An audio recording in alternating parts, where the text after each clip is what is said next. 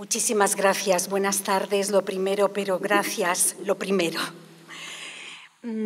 Por muchas razones, por estar acompañada de personas que creen en la poesía desde hace tanto, por la posibilidad de estar en el aula Díez Canedo, por Marisí Fortuna y Manuel Chacón y su invitación cálida, generosa, llena de complicidades, por la posibilidad de estas palabras del poeta Ángel Manuel Silva, que ha traído nombres que amo profundamente y un modo de mirar que corresponde a ese espacio luminoso en el que los poetas, generosamente como él ahora, acompañan viajes que a menudo son solitarios, porque la escritura tiene que ver con modos de búsqueda solitaria, pero en los que te das cuenta de que son muchos los navegantes que antes que tú o a tu lado han realizado ese viaje y que te enseñan constantemente. Así que muchas razones para decir gracias, incluso a este 2020 tan difícil, pero que nos enseña también a su manera. En lo personal, me ha enseñado a mantener una convicción que es la de que el lenguaje nos sostiene, las palabras nos sostienen, el vínculo con los demás nos sostiene.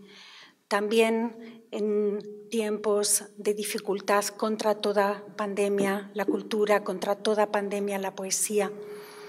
Y gracias al IES San Roque, al Instituto San Roque, por esta generosidad. Quiero recordar a Ángel Campos Pámpano.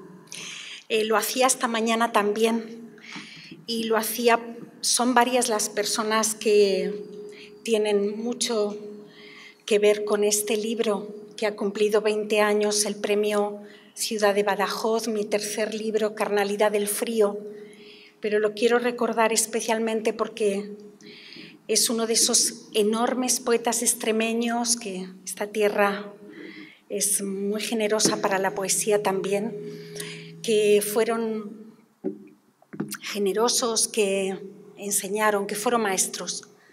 Así que momentos entonces de esta intensidad. Cuando recibí la invitación para el aula Díez Canedo, donde estaba previsto un 23 de abril que viniera el día del libro, el día de la muerte de Shakespeare y de Cervantes, el día muy cercano a la muerte del Inca Garcilaso, pensé qué textos preparar. Siempre me gusta preguntarme, es relativamente sencillo tomar poemas y enviarlos, pero ¿qué poemas envías para ese viaje? Porque, claro, ellos van solos, pero tú los envías y has pensado en una brújula y has imaginado una dirección para ellos. Y me gustó la idea de recorrer el agua, de recorrer lo que el agua hacía en mí, lo que las palabras habían ido diciendo del agua a lo largo de varios libros, porque ya son varios libros publicados. Eso da mucho vértigo. Pensar en 20 años de un libro como este da mucho vértigo. No es verdad que 20 años no sea nada. Lo decimos con amor y con felicidad, pero 20 años es mucho tiempo.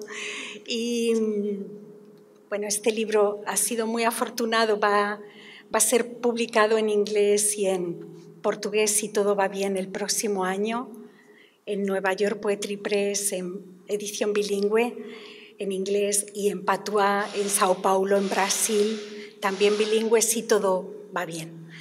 Pero igual, ha pasado mucho tiempo cuando vuelves a leer esos textos y te preguntas ¿qué queda de lo que fuiste, de lo que escribiste, de lo que fuiste? A lo mejor las personas más cercanas o tú misma puedes responder, pero de lo que escribiste. Voy a recorrer algunos de los textos del agua verbal. El poema con el que cierro el primer libro. Yo no sabía todavía que iba a ser tan importante para mí darme cuenta de que escribir como mujer tiene condiciones diferenciadas. Gracias, Ángel, por Ida Vitale, por Rosalía de Castro, por Carolina Coronado. Bueno, qué compañeras de viaje increíbles. Con ellas nos atrevemos ante cualquier tormenta, no le tememos a ninguna tormenta, ninguna pandemia. Pero no es sencillo, no fue sencillo para mí, no es sencillo, lo digo en presente, responder al modo en el que la escritura y la condición de mujer se cruzan, porque las palabras muchas veces no nos alojan por igual, no las podemos ocupar por igual, o habitar o deshabitar por igual. El poema que cierra el primer libro de pronto hacía visible eso que yo no sabía todavía y que luego he ido sabiendo. Podría ahora, mientras un hombre duerme aquí, a mi orilla, remontarme por el río de la sangre hasta la piedra primera de mi especie, hasta el vértigo inicial de una mujer ceñida por los signos apenas descifrables que fueron roturados en su cuerpo. Mi madre y la suya de la suya se agachan despacio y miran en silencio, se acuclillan despacio. La mujer que es primera de mi genealogía calienta en su entraña aquello que rezumo, la tintura más roja de la sangre, el ocre de la piel sobre sí vuelta hasta alargar las manos y el deseo, ese blanco sin adjetivos de las lágrimas o la leche que nace por sí sola. La palabra es una excrescencia más tardía, no nos ha sido dada por igual, ni siquiera en mi origen más cercano se encuentra el don de hablar y conjurar la muerte. Por eso estoy condenada a nombrarlas a todas. Ese primer libro tratado sobre la geografía del desastre que se publicaba en México, que se cerraba con este poema y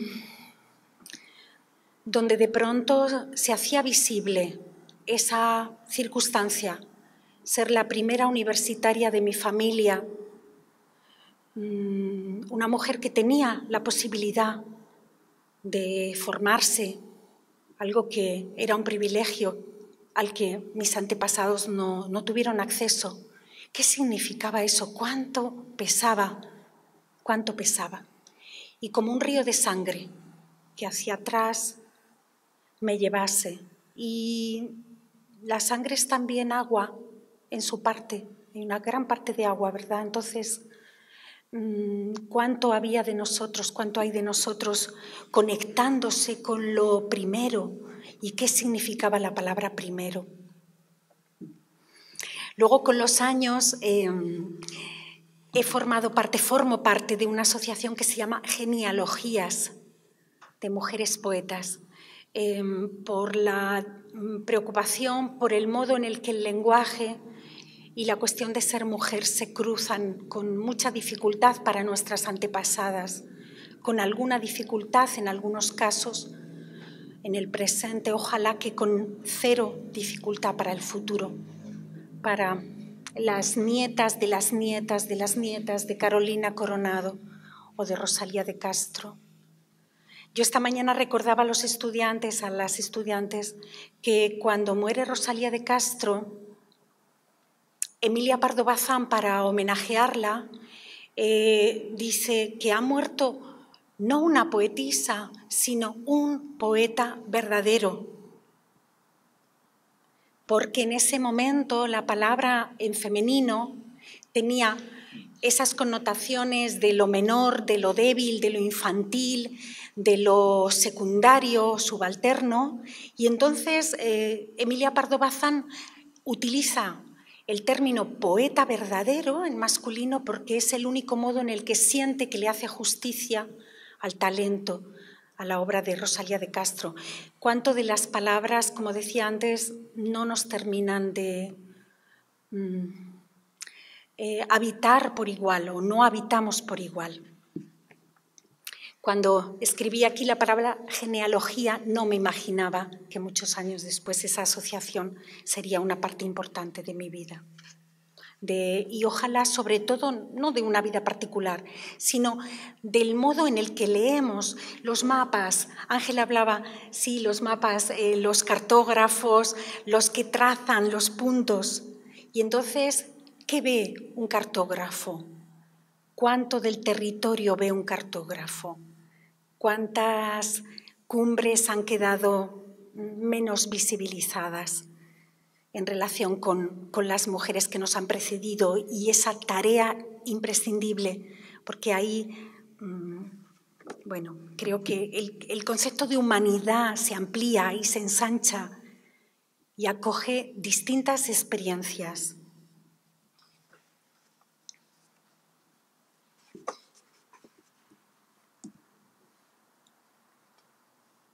De este libro, de Carnalidad del Frío, un poema de una niña pintando de colores. Cuando aparece ese yo femenino. Soy una niña y pinto de colores el tronco sepulcral de los dibujos, un árbol como un diente contra el cielo, la forma imaginada del ahorcado. Quiero ser una niña y volver hasta el vientre del agua y su silencio del inicio, el flujo de la sangre que me lleva y hace infancia este tiempo insoportable. Pero estoy viendo el mar como la suma de capas de aluminio y de desecho, el peso en la cabeza de metal, la entraña solitaria e inquisitiva, atenta a ese rumor que no se siente. Vigilo la semántica del agua, el modo en que la arena se hace verbo y nombra nuestras huellas en la espuma. No acaricia palabras para el aire, pero sí los tobillos y zapatos. La voz que anda escondida en su guarida, su cajita de miedo musical, aguarda que restalle el alarido de estar viviendo el pánico de ser, si el miedo es una forma de la boca, una expresión del cáliz de amargura. Las olas entre tanto se divierten, su canto es insonoro y necesario para guardar el tiempo del exceso.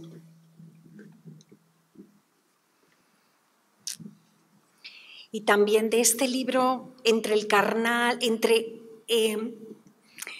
mundo carnal, entre lo carnal y el frío también, un poema que recuerda lo que me enseñó la poeta venezolana Maritza Jiménez. Entre el pudor y el poema, elijo el poema. Está en la página 14 del Agua Verbal. Sé que el mundo es pesado y lo sostengo. Mis piernas son pilares diminutos, la pelvis que asegura lo que soy se vuelve en la penumbra el faro incandescente, en tanto que yo observo el horizonte buscando tu relámpago encendido por si es que llega el vértigo o la niebla. Amárrame, marómame con tu ancla, trae cartas y aparejos de marear.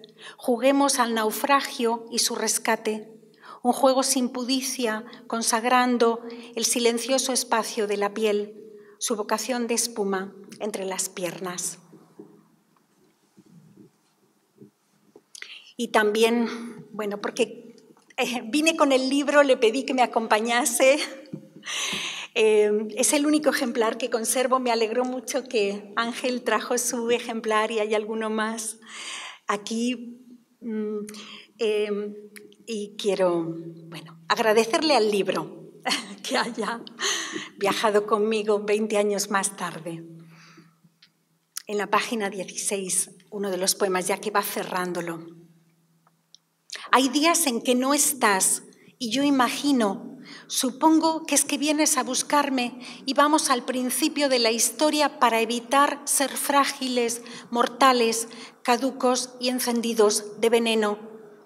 A veces soy furiosa, como ahora. Mi deseo se vuelve humillación y estoy imaginando destrucciones del tiempo, del ladrillo enrojecido, para que se arrodillen los corceles, las casas y su mecha, las iglesias, la fuente oculta de la pleitesía, el río y su caudal empobrecido, para que venga el viento de la ira y encienda de pasión los minicines, para que nos quememos en el roce de hacer migas el rostro del fracaso, que es esta oscuridad del sufrimiento, que vuelvas por tu cuerpo y tu cuchara, porque yo tengo aún tiempo y me siento a esperar antes que caigan lágrimas, la tarde obscena en su alboroto y en su ausencia.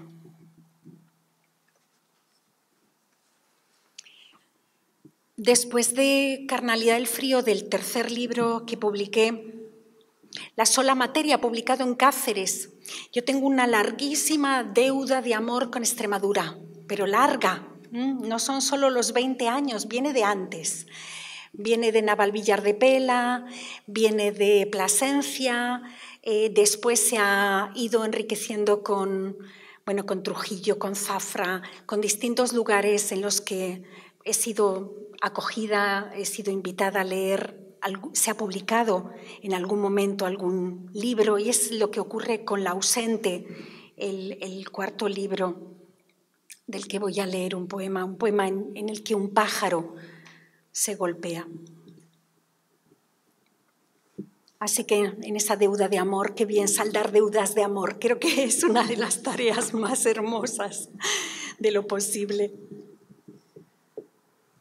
El pájaro que viaja bajo el cielo y viene a golpearse contra el coche, como quien cae rendido y se levanta, arrastra sus cartílagos, su sombra, su corazón caliente y separado en 4 habitaciones para el aire. En ellas se resguardan los alisios y el frío desconsuelo del invierno cuando la sangre mueve lentamente su río enrojecido, su caudal, su modo de morir y levantarse para picotear migas de sol. El pájaro que viene contra el coche es uno e indiviso, inconfundible, y si distingue el eco de la especie y atina a compasar su corazón, en el golpe está solo y yo con él, seguidos por los dogos de la sombra. Por eso, y aunque apura con violencia la gota venenosa de la prisa, su cuerpo diminuto y trashumante no puede separarse de su sombra, esa zona de umbría y de frontera con que el sol nos recuerda el parentesco insoportable estrecho de la muerte. La sombra lo acompaña, me acompaña, le otorga la tiniebla, desazón con que encender el día y sus volutas, la masa medular y oscurecida en que el tiempo nos brinda sus oficios y escribe la desdicha a contraluz.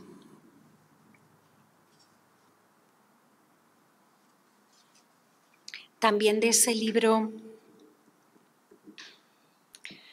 2 piernas, 2 rodillas, 2 tobillos, los dedos diminutos de los pies que son tan parecidos unos a otros y suman sus falanges en parejas, los huesos semejantes sucedidos y su contaduría vertebral para escribir el peso o el fulgor son nómina y carbón en papel copia, perfecta simetría con que el cuerpo busca no estar tan solo y se consuela del lunes y su abrazo envenenado.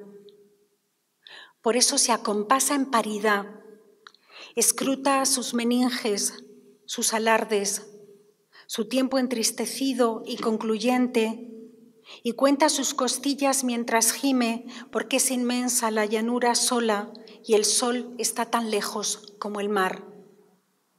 El día en que nos faltan los afectos, palabras olvidadas como trébede, justicia, lapicera o resplandor. Cuando estalla la flor de la torpeza y aroman los manzanos al troncharse, el cuerpo se conforma como puede. Busca su concordancia, su acomodo para la ley de las compensaciones y balancea su peso duplicado por el estrecho beso de lo dual.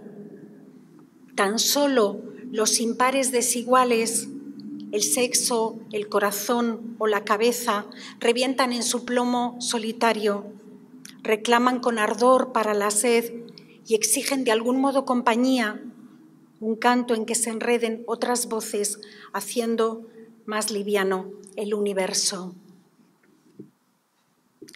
No sé si es en realidad una respuesta, pero ojalá lo sea. Ojalá lo sea.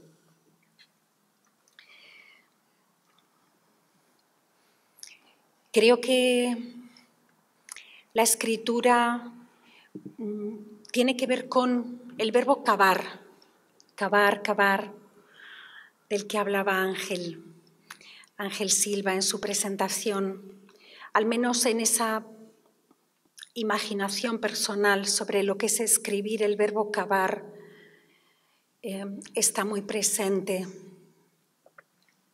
Recuerdo de Olvido García Valdés, la gran poeta asturiana, cuando en el libro Y todos estábamos vivos, hay un momento en que la vida empuja, la vida surge hacia la superficie, como si después de haber estado cavando en las sombras aflorara. Y cavar significa también para mí cavar en las palabras, como si las palabras fueran grumos de tierra, fueran materiales, fueran físicas, y las tomaras con la mano y te preguntaras cuánto pesan, cómo huelen, qué ocurre en ellas. Una vez, con la palabra amor, me di cuenta de que la palabra mar estaba dentro. Y dije, no puede ser casual. ¿Cómo ha entrado la palabra mar en la palabra amor? ¿Qué ha ocurrido ahí? Entonces surgió este poema, el de la página 22, un poema verbal. Hasta el poema llegan como islotes de óxido y de plancton celular los restos silenciosos del naufragio en que quedan los barcos y los hombres tras el amor intenso, el oleaje que levanta su proa y la sumerge al fondo de la mar y sus caballos. Las caracolas guardan su rumor, la lentitud sombría en que los peces desnudos se acomodan a morir y vuelven cristalina su belleza de fósil, su armadura transparente, su vertical caída hasta el silencio en que el fondo del mar guarda la espuma que levantó el deseo y las mareas. En su abisal distancia deslenguada, amor y mar comparten varias letras, y la raíz mojada por la sal empapa cada signo tras su empeño por la coloración y el frenesí. La boca humedecida, la entretela del cuerpo y sus humores ablandados, las 27 letras rezumadas por la líquida masa del amor, después se vuelven piedra quebradiza, astilla y fósil blanco en su rescoldo, su agalla enrojecida en el vivir.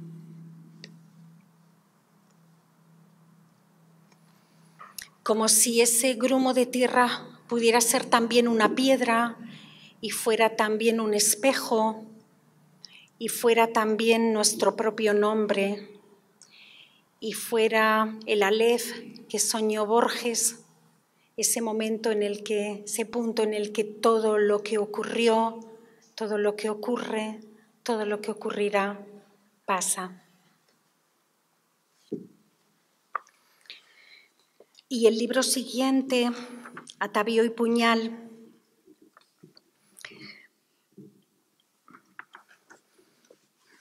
de pronto me lleva a otro sitio, como si estuvieras cavando, como si fueras la nieta del minero asturiano, que fue el padre de tu padre, y bajaras a la mina a buscar metal, y de pronto el metal se hubiera terminado y dijeras, en medio de la oscuridad, no puedo seguir en este lugar, hay que cavar hacia otro sitio, no sé hacia cuál. Quizás a lo largo de la escritura sepa, quizás, pero no sé. Cuando la gran poeta polaca, otro nombre para el viaje, vamos a... La tripulación, por favor.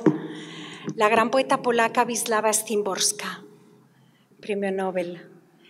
Le preguntaron por la escritura y ella dijo, por la poesía, le preguntaron y ella dijo, 2 palabras, no sé. Pensé, qué maravilloso, sí, por favor, no sé. Bueno, pues desde ese buscar sin saber, el libro Atavío y puñal, donde mujeres se pintan los pies de verde o de rojo, o se pintan de colores el cuerpo y viajan hacia lugares. En la página 23, una mujer poniéndose en pie. La mujer pinta sus pies de verde y se sube a ellos. De los talones nace el odio del asfalto, su ennegrecida capa de petróleo embetunando pájaros y niños, forma de aminoácido esencial que desgasta las alas, la llovizna, las caracolas blancas peleando contra el rencor viscoso de la brea. Con una brocha grande, la mujer pinta el verdor oscuro de las aguas en las que se deslizan los arenques y sus anillos de aire livianísimo. También los hipocampos, las ballenas, los moluscos marinos que retozan en praderas de posidonias vivas y se aparean en nombre del amor. Igualmente las hierbas de los prados, el musgo cariñoso y los helechos comienzan en los dedos desiguales de los pies y remontan las rodillas como salmones tibios desobando a la altura feliz de las caderas. Para el negro sudario del benceno que atrapa las gaviotas y las lanza contra la arena triste, enrarecida del tiempo y el esfuerzo alquitranados, la mujer se encarama en sus 2 pies y suelta el corazón como una tórtola. Es el poema que abría esa nueva búsqueda, ese otro lugar. Pasaron 8 años, desde el libro de Cáceres, desde El ausente, hasta Atavío y puñal, que se abre con este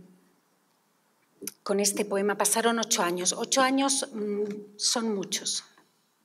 Te preguntas, yo me preguntaba, ¿volveré a escribir? Aprendí que esa pregunta se la han hecho muchos poetas. Aprendí que cuando terminas un libro no tienes ninguna certeza de poder escribir alguno más. Aprendí que cerrar un libro es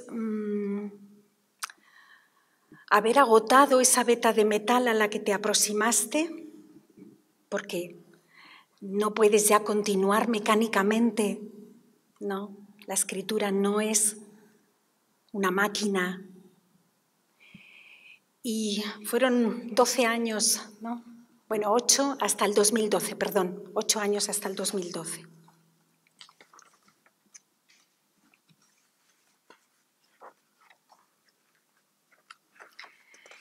En 2016, Fiebre y compasión de los metales. En la página 31, otro tripulante, si me permite Ángel, vamos a llenar este barco imaginario. Una buena expedición. Una maravillosa expedición. Sí. el venezolano Eugenio Montejo, cuyo padre era panadero.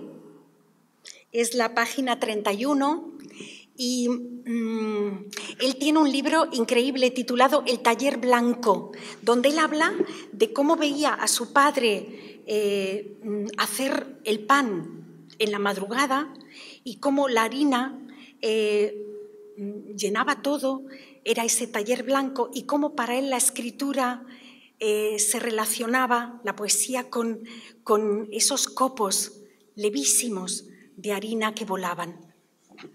Yo me imaginé que lanzaba peces hacia lo alto y que, como el padre de Montejo lanzaba la harina sobre el pan, bueno, para hacer esa masa, y por eso el poema está en deuda con él. Lanzar contra la luz todos los peces y evitar que las redes los atrapen, que los muerda el anzuelo con su boca curvada en la violencia de morir. Desanudar la asfixia, trabazón, bocanada de anhídrido y espinas en que se hunden la angustia y los tacones cuando el jueves se cierra, abochornado, sobre su propia lista de imposibles. Lanzarlos como quien avienta lana, como quien suelta el trigo tras la trilla o la harina blanquísima en el pan, para que permanezcan en su vuelo, igual que permanece en la memoria del agua cada fibra de la luz, para que se detenga su caída contra el asfalto sucio, contra el miedo metálico que exudan los arpones, para que permanezca en cada letra el copo diminuto de almidón, como quietud de aquello que se mueve, pez que se escurre raudo entre las manos y nada en la canción de las agallas. Y termino ya con el libro más reciente, Mapas de la imaginación del pájaro. Cuando vas escribiendo te das cuenta de que tenía mucha razón Juan Gelman, a quien invitamos a subir también, porque el poeta argentino decía que no tenemos temas, sino obsesiones. Y creo que es verdad, que decimos, este es el tema de este libro, y a lo mejor no, a lo mejor lo que sí hay de fondo son obsesiones que van modulándose de otra manera, como si miraras desde otros ángulos. Me di cuenta de que los mapas, las cartografías, los territorios me preocupaban mucho. Y ese último libro, Mapas de la imaginación del pájaro, son los últimos poemas que son verticales, están dispuestos, centrados en la página. Como yo intenté imaginarme un pájaro que nos viera desde arriba, ¿no? Que muy alto nos estuviera viendo.